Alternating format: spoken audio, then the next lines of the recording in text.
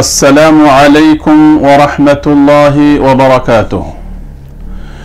الحمد لله رب العالمين والعاقبة للمتقين والصلاة والسلام على رسوله الكريم أما بعد. قال تعالى خذ من أموالهم صدقة. محترم ناظرین کرام، آپ کے سامنے میں اس شارٹ ویڈیو میں زکوٰۃ سے متعلق کچھ بنیادی اور اہم باتیں بیان کر دینا مناسب سمجھتا ہوں۔ میرے بھائیوں، ہم اور آپ اچھی طرح سے جانتے ہیں کہ الحمدللہ اسلام کی بنیاد 5 باتوں پر ہے، 5 چیزوں پر ہے، جسے پلرز آف اسلام کہا جاتا ہے۔ انہی میں سے ایک زکوٰۃ ہے۔ زکوٰۃ اسلام کا وہ نظام ہے جس نظام کے ذریعے سے ہمارے سماج اور معاشرے کے اندر سے ہر طرح کی غربت، تنگی، پریشانی، ان تمام مسائل کا حل اس کے اندر بیان کیا گیا ہے۔ میرے بھائیوں، قرآن مجید کو اگر آپ پڑھیں گے تو قرآن مجید کے اندر اللہ تبارک و تعالی نے بے شمار مقامات پر اللہ نے زکوٰۃ ادا کرنے کا حکم دیا ہے۔ جہاں بھی اللہ نے نماز کا ذکر کیا، اس کے فوراً بعد اللہ نے زکوٰۃ کا ذکر کیا۔ اللہ تبارک و تعالی نے کہا اقیموا الصلاۃ وآتوا الزکاۃ۔ لہذا زکوٰۃ اسلام کے ان بنیادی ارکان میں سے ہے جس کا اگر کوئی آدمی انکار کرتا ہے تو وہ اسلام سے خارج ہو جاتا ہے۔ زکوٰۃ ادا کرنے سے کیا کیا فائدے ہوتے ہیں؟ زکوٰۃ ادا کرنے سے سب سے پہلا فائدہ یہ ہوتا ہے کہ انسان کا مال پاک ہو جاتا ہے، انسان کا دل پاک ہو جاتا ہے، ہر قسم کی لالچ سے، ہر قسم کی طمع سے، مال کا جو بخل اور حرص ہوتا ہے، ان تمام بیماریوں سے انسان کا دل پاک ہو جاتا ہے، مال محفوظ ہو جاتا ہے، اللہ کی ذمہ داری میں آ جاتا ہے وہ مال، ہر طرح کی ہلاکت اور بربادی سے وہ مال محفوظ ہو جاتا ہے۔ میرے بھائیوں، زکوٰۃ ادا کرنا یہ ان تمام لوگوں کے اوپر اسلام نے واجب قرار دیا ہے جن کو اللہ نے مال دیا ہے اور مالی اعتبار سے مالی استطاعت ان کے پاس ہے، جو مال کے ان کا نصاب کو پہنچتا ہو۔ اگر اس مال کے اندر سے وہ زکوٰۃ ادا نہیں کرتا ہے تو وہ مال کنز ہو جاتا ہے، وہ مال کنز ہو جاتا ہے، اور کل قیامت کے دن یہ مال جس کا زکوٰۃ انسان ادا نہیں کرتا ہے، اس مال کو اللہ تبارک و تعالی سزا کے طور پر، عذاب کے طور پر اللہ رب العالمین اس بندے کے لیے استعمال کرے گا۔ جیسے کہ اللہ رب العالمین نے سورہ توبہ کے اندر بیان فرمایا کہ اس مال کو جس کو کہ وہ جمع کر کے رکھتا تھا، اس مال کو اللہ تعالی نار جہنم پر گرم کر کے اس کے بازوؤں کو، اس کے پہلوؤں کو اللہ رب العالمین داغے گا۔ میرے بھائیوں، زکوٰۃ کا یہ نظام نبی کریم صلی اللہ علیہ وسلم کے زمانے میں اللہ تبارک و تعالی نے فرض کیا۔ اس کی تفصیلات اللہ رب العالمین نے بیان فرمائی۔ اللہ کے رسول صلی اللہ علیہ وسلم نے اپنی زندگی میں جن لوگوں کے اوپر زکوٰۃ واجب ہوتا ہے، باقاعدہ طور پر آپ نے ان سے زکوٰۃ وصول کیے، اور اس زکوٰۃ کے ذریعے سے آپ نے مسلمانوں کے بہت سارے مسائل کا آپ نے حل کیا۔ آپ صلی اللہ علیہ وسلم کی وفات کے بعد حضرت ابو بکر صدیق رضی اللہ عنہ امیر المؤمنین بنے، مسلمانوں کے خلیفہ بنے۔ حضرت ابو بکر صدیق رضی اللہ عنہ کے پاس بہت سارے چیلنجز آئے، بہت سارے چیلنجز، جن میں کچھ لوگوں نے نبوت کا جھوٹا دعویٰ کیا، جیسے مسیلمہ کذاب، اسود انسی وغیرہ وغیرہ۔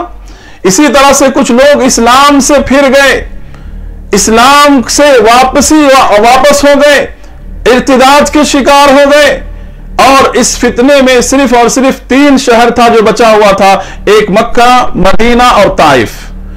اور تیسرا جو بڑا فتنہ تھا وہ یہ تھا کہ کچھ لوگوں نے کہا کہ ہم زکوٰۃ ادا نہیں کریں گے کیونکہ نبی اس دنیا میں اب باقی نہیں رہے، جب تک نبی تھے ہم زکوٰۃ دے رہے تھے، اب ہم زکوٰۃ نہیں دیں گے، ہم کلمہ پڑھیں گے، نماز ادا کریں گے اور اسلام کے دوسرے ارکان پہ عمل کریں گے، لیکن زکوٰۃ ادا نہیں کریں گے۔ हजरत अबू बकर सिद्दीक रज़ियल्लाहु अन्हु के पास इतने सारे चैलेंजेस आ गए।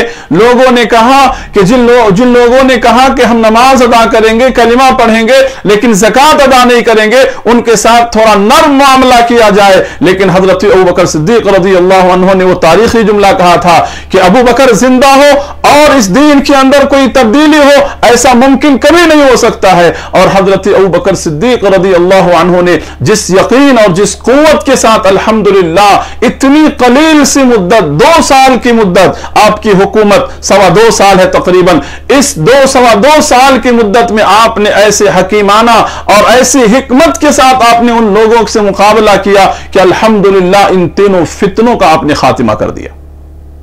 तो मेरे भाइयों, ज़कात हर सूरत में अदा करना है, हर सूरत में ज़कात देनी है। अल्लाह तबारक व तआला ने जो माल अदा किया उसके अंदर से, मेरे भाइयों, ज़कात अल्लाह के रसूल सल्लल्लाहु अलैहि वसल्लम के ज़माने में जो दिए जाते थे वो जैसे कि सोना और चांदी है। सोना और चांदी अल्लाह के रसूल सल्लल्लाहु अलैहि वसल्लम के ज़माने में ये गोल्ड और सिल्वर, ये दोनों चीज़ क्या है, करेंसी के तौर पर भी इस्तेमाल होते थे और ज्वेलरीज के तौर पर भी इस्तेमाल होते थे। लेकिन आज के ज़माने में हर कंट्री के करेंसीज अलग अलग होते हैं। लेकिन ज़कात का जो निसाब बयान किया गया वो ये है कि 85 ग्राम सोना, अगर किसी आदमी के पास 85 ग्राम सोना है, उसके ऊपर 1 साल की मुद्दत गुजर चुकी है और उसका मालिक है, उसका इख्तियार है उसके ऊपर, तो ऐसी सूरत में वो 85 ग्राम सोना जो ज़कात वाजिब हुआ है उसकी मिकदार वहां से शुरू होती है। उसके ऊपर जितना भी उसके पास ज्वेलरीज होगा, उसके पास गोल्ड होगा, उन तमाम का हिसाब वो किताब करके बराबर उसका ज़कात 2.5% यानी 2.5% के हिसाब से उसके अंदर अदा करेगा वो। इसी तरह से सिल्वर है यानी चांदी है, चांदी अगर किसी आदमी के पास 595 ग्राम है, 595 ग्राम है, तो ऐसी सूरत में उसके ऊपर 1 साल की मुद्दत गुजर चुकी है, तो उसके अंदर भी 2.5 के हिसाब से यानी 2.5% के हिसाब से वो ज़कात निकालेगा। मेरे भाइयों, इसी तरह से हमारे मुआशरे और समाज के अंदर एक गलत फहमी यह पाई जाती है कि 85 ग्राम का मतलब लोग ये समझते हैं कि 85 ग्राम के ऊपर जितना है उसी का ज़कात देना है। नहीं, बल्कि मिसाल के तौर पर आपके पास 100 ग्राम है तो पूरा 100 ग्राम का आपको ज़कात देना होगा। सिर्फ 15 ग्राम के ज़कात देने से आपका मसला हल नहीं होगा। तो मेरे भाइयों, इसी तरह से मुख्तलिफ किस्म की जो चीजें होती हैं, जैसे हमारे पास पैसे हैं, हमारे बिजनेस और तिजारत है जिसके ऊपर 1 साल की मुद्दत गुजर चुकी है और वो 85 ग्राम सोने के बराबर उसकी रकम है, तो ऐसी सूरत में हम उन तमाम चीजों में 2.5 के हिसाब से यानी 2.5% हम उसके अंदर से ज़कात निकालेंगे। मेरे भाइयों, ज़कात का जो ये माल है, इस माल को अब आदमी कहां पे खर्च करे, कहां पर दे, तो इसकी तफसीलात अल्लाह रब्बुल आलमीन ने सूरह तौबा आयत नंबर 60 के अंदर अल्लाह रब्बुल आलमीन ने बयान फरमाया। अल्लाह ने कहा, इन्नमस सदक़ातु लिल फ़ुक़राइ वल मसाकीन वल आमिलीन अलैहा। अल्लाह तबारक व तआला ने इस आयत में पूरे 8 मसारिफ, 8 मुद्दात का अल्लाह रब्बुल आलमीन ने जिक्र किया है।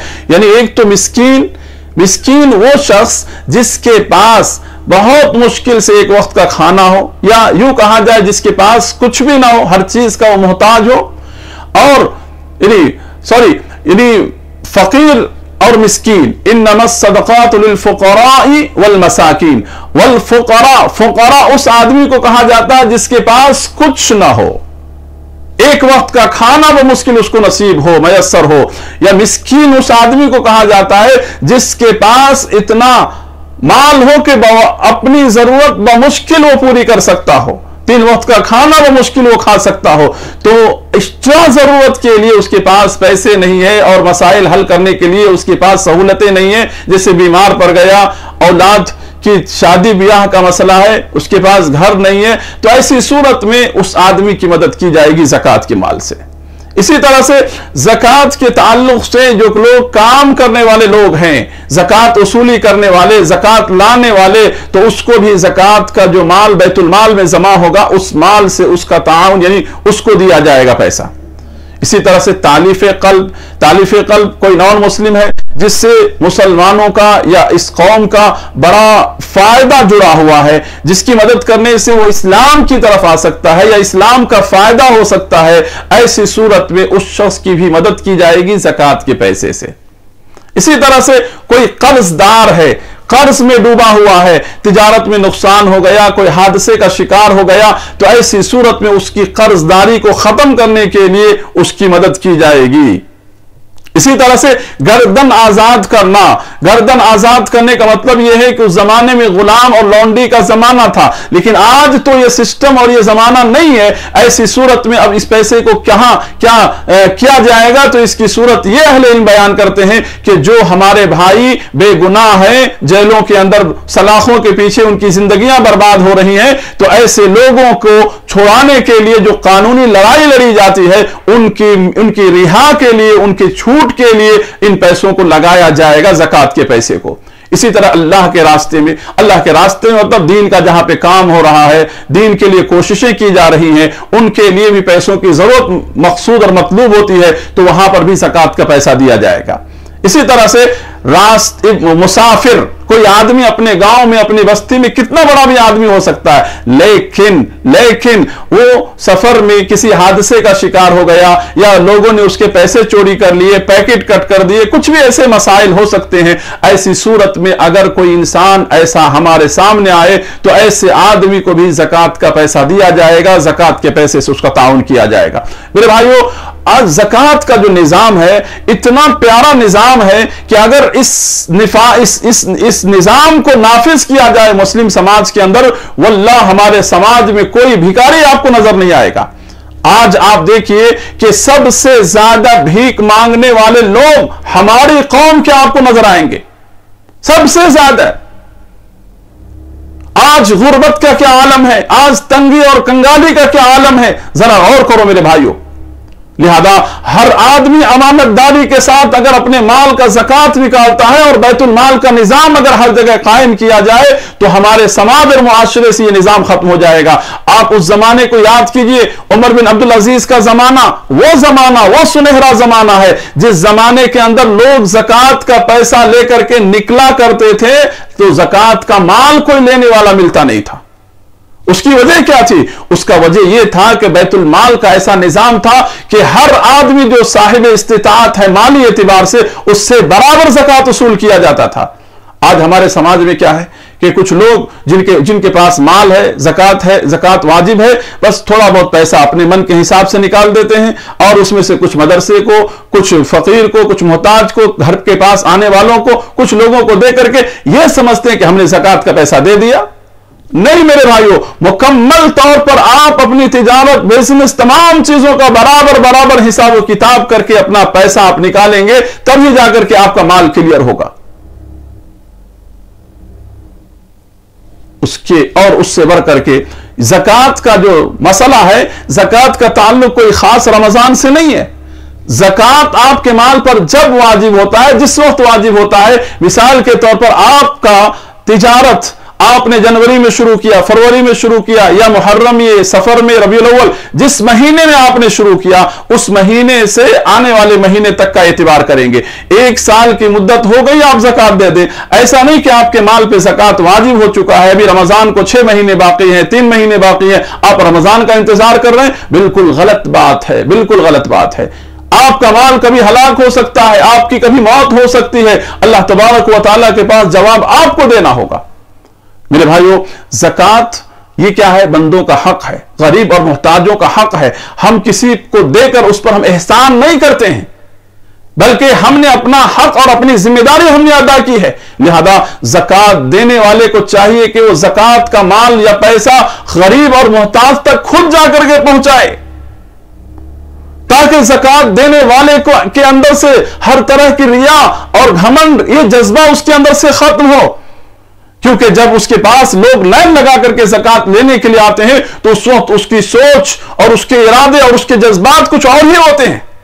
जब इंसान जाता है, वहां जा करके तलाश करके जरूरतमंद को देता है, तो उसके अंदर आजिज़ी पैदा होती है, इंकिसारी पैदा होती है, और लेने वाले को भी अपने अंदर वो शर्म और वो फीलिंग नहीं होता है जो जा करके दूसरे के दरवाजे पर वो मांगता और लेता है। तो लिहाजा अल्लाह के लिए आप खुद जाएं, आप खुद तलाश करके ऐसे लोगों तक अपना माल पहुंचाएं, अपना ज़कात पहुंचाएं, क्योंकि समाज में कितने ऐसे जरूरतमंद हैं जो अपना जबान नहीं खोलते हैं अपनी खुददारी की वजह से।